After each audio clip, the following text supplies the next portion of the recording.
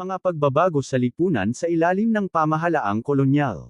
Pagbabago'y kaakibat ng pagkatuto, isulong ito kung hatid nito'y kabutihan sa nakararami, walang pag-unlad at paglago kung walang pagbabago. Paano naimpluwensyahan ng mga Espanyol ang kultural na pamumuhay ng mga katutubong Pilipino sa panahon ng pananakop? Ang pamahalaan ng Pilipinas sa panahon ng pananakop ng mga Espanyol. Sa panahon ng pananakop ng mga Espanyol, ang Pilipinas noon ay hinati-hati ng mga mananakop o mga conquistadores sa pamamagitan ng patakarang divide et impera na ang ibig sabihin ay hatiin at sakupin. Nahati ang bansa sa mga lalawigan. Ang bawat lalawigan ay nahati-hati rin sa mga bayan. Ang mga bayan ay hinati-hati rin sa mga barangay. Bansa, lalawigan, bayan, barangay. Pag-aralan ang balangkas ng organisasyon ng pamahalaan sa Pilipinas sa panahon ng pananakop ng mga Espanyol. Hari ng Spain. Gobernador General kinatawan ng hari sa kolonya. Lalawigan na hindi sumailalim sa pamamahala ng mga Espanyol. Pinuno, Corregidor. Lalawigab na kontrolado ng mga Espanyol. Pinuno, Alcalde Mayor. Lungsod. Pinuno, Alcalde. Munisipalidad o bayan pinuno, Gobernador Silo. Barangay. Pinuno, Cabeza de Barangay. Mga mamamayang Pilipino. Ang pamamahala sa Pilipinas sa panahon ng mga Espanyol. Pamahalaang sentral. Maraming pagbabagong politikal ang naganap sa pagkatatag ng panahanan ng mga Espanyol sa bansa. Bilang sakop ng Espanya na kung saan hari ng Spain ang namumuno, hari rin ang nagtatalaga ng mga gobernador general para mamuno sa mga isla.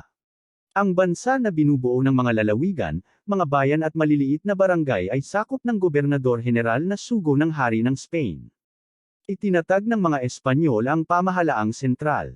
Ginawa nila ito upang mapabilis ang pamamahala sa kapuluan ng bansa. Sa pagsisikap ng mga Espanyol na masakop ang buong bansa, hindi sila nagtagumpay na masakop ang ilang lugar sa Mindanao at ang lalawigang bulubundukin sa Luzon. Ito ang dahilan kung kaya napanatili ng mga Muslim at mga taga-Cordillera ang natatangi nilang kultura at kalinangan. Ang pamahalaan na itinatag ng Spain sa Pilipinas ay binubuo ng dalawang sangay, ang ehekutibo at hudisyal. Ang pang-ehekutibong kapangyarihan ay hawak ng gobernador general at ang hudisyal naman ay hawak ng maharlikang audensya o royal audiencia. Ang sangay ng lehislatibo naman ay hindi pa naitatalaga noon dahil ang lahat ng batas na ipinatutupad sa Pilipinas ay direktang nanggagaling sa hari ng Spain. Ang gobernador general at nakaatang na tungkulin. Ang pamahalaan sa Pilipinas ay pinamumunuan ng gobernador general. Siya ang may pinakamataas na katungkulan sa bansang sakop ng Spain tulad ng Pilipinas. Bilang pinunong ehekutibo, ang gobernador general ay may administratibong kapangyarihan. Siya rin ang kumakatawan sa hari kaya maaari siyang magtalaga o magtanggol ng mga opisyal sa gobyerno. Siya rin ang nagpapatupad ng mga batas o gumagawa ng sarili niyang batas kung kailangan. Pinuno rin siya ng hukbo na kanyang nasasakupan. Mayroon din siyang mga tagapayo na maituturing na parang kanyang mga gabinete. Ang mga tagapayo ang tumutulong sa kanya sa pamamahala. Responsibilidad din ng gobernador general na mamuno sa sandatahang lakas. Siya rin ang itinalaga ng hari upang maging embahador sa ibang bansa. May kapangyarihan din siya na magtalaga ng mga fraile sa iba't ibang parokya bilang royal vice patron. Minsan ay inaabuso ng gobernador general ang kanyang katungkulan.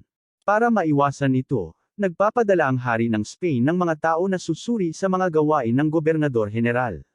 Sa pamamagitan ng hayagang pag-imbestiga o bisita at residensya o ang sikretong investigasyon, nalalaman ng hari ang mga katiwalian ng gobernador general. Royal Audiencia ang tawag sa Korte Suprema noong kapanahunan ng Espanyol, tungkulin, maisakatuparan ang hustisya sa arkipelago ito ay kinabibilangan ng gobernador general, 3 mahistrado at paiskal, ang simbahan sa pamamagitan ng mga Espanyol na praile at Royal Audiencia ang nag-uulat sa mga gawain ng gobernador general. Kapag wala ang gobernador general, ang Royal Audiencia ang nagsisilbing kahalili sa administrasyon ng pamahalaan. Ang Royal Audiencia rin ang nagsisilbing tagapayo sa gobernador general lalo na sa pagpapasa ng mga batas at ordinansa. Ang mga pinansyal na gastusin ng pamahalaan ay pinangangasiwaan din ng Royal Audiencia. Ang mabababang korte ay tumutulong din sa Royal Audiencia. Pamahalaang panlalawigan. Sa ilalim ng pamahalaang pambansa, ang pamahalaang panlalawigan nahahati sa dalawa, ang alcaldes at corregimientos. Ang mga probinsya na kontrolado ng mga mananakop ay tinatawag na alcaldes. Alcalde-mayor ang pinuno ng alkaldiya. Ito ay katumbas ng kasalukuyang gobernador ng lalawigan. Tungkulin. Siya ang namumuno upang mapanatili ang katahimikan at kapayapaan, mangolekta ng buwis, nagbibigay ng mga permiso sa nais magnegosyo at tingnan ang mga panrelihiyon na gawain. Ang Ilocos, Bulacan, Pampanga, Camarines at Nueva Segovia, Cagayan, ang ilan sa mga naunang alkaldiya sa Pilipinas. Ang mga probinsyang pumapalag sa pamumuno ng mga Espanyol ay binansagang corregimientos. Ang corregidor ang pinuno ng corregimiento. Tungkulin. Mayroon siyang kaparehong katungkulan na katulad ng isang alkalde-mayor. Dagdag pa rito ang kanyang responsibilidad na imbestigahan at ayusin ang mga kaso sa encomiendas o mga teritoryo ng mga Espanyol. Kabilang sa naunang corregimiento ang Aklan, Masbate, at Mindoro. Pamahalaang pambayan at tungkulin ng gobernadorsilyo. Ang pamahalaang pambayan o ang pueblo ay pinamumunuan ng isang gobernadorsilyo, munting gobernador. Ang isang probinsya o lalawigan ay binubuo ng mga pueblo o mga bayan. Ang bawat bayan ay nahahati sa mga barangay.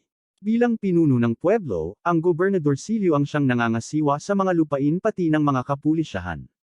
Mas kilala sa tawag na kapitan, siya ay tinutulungan ng tatlong opisyal na tinatawag na tenientes de justicia. Ang isang gobernadorsilyo ay manunungkulan lamang ng 1 taon at tanging mga may asawang lalaki lamang ang maaaring maghalal noong unang taon ng pananakop ng mga Espanyol. Kinalaunan, ang nominasyon ng gobernadorsilyo ay sa cabezas de barangay at ang gobernador general ang pipili.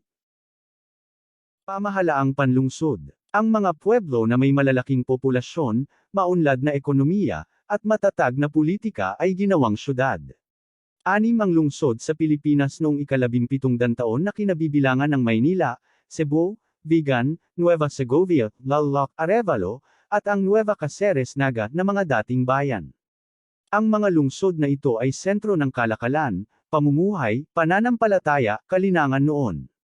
Ang pamahalaan sa syudad ay tinatawag na ayuntamiento na katumbas sa kasalukuyan na City Hall. Ito ay pinamumunuan ng kabildo na binubuo ng 2 alkalde ordinaryo, 6 hanggang 12 kagawad o konsehal, sekretarya, at alguacil mayor o pinuno ng konstabularyo. Ang barangay at tungkulin ng kabesa de barangay. Barangay ang pinakamaliit na estruktura sa organisasyon ng pamahalaan. Ito ay pinamumunuan ng kabesa de barangay. Maninilbihan siya sa loob ng 3 taon. Katumbas ito ng kapitan o barangay chairman sa kasalukuyang panahon. Ang kabesa de barangay ay pinili ng gobernadorsilyo. Siya ay nabibilang sa mayayamang Pilipino at dating mga dato. Ang gawain ng kabesa de barangay ay mangolekta ng buwis para sa gobernadorsilyo. Sa pilitang binabayaran ng kabesa de barangay ang kakulangan sa inaasahang koleksyon ng buwis. Pinangangalagaan din niya ang katahimikan at katiwasayan sa kanyang nasasakupan. Bilang opisyal, may mga pribilehiyo siyang tinatamasa at isa na rito ang hindi pagbayad ng buwis at hindi pagtatrabaho sa sapilitang paggawa. Ang pamahalaang kolonyal ng Espanya ay sentralisado at nahahati sa maliliit na sangay ng politika.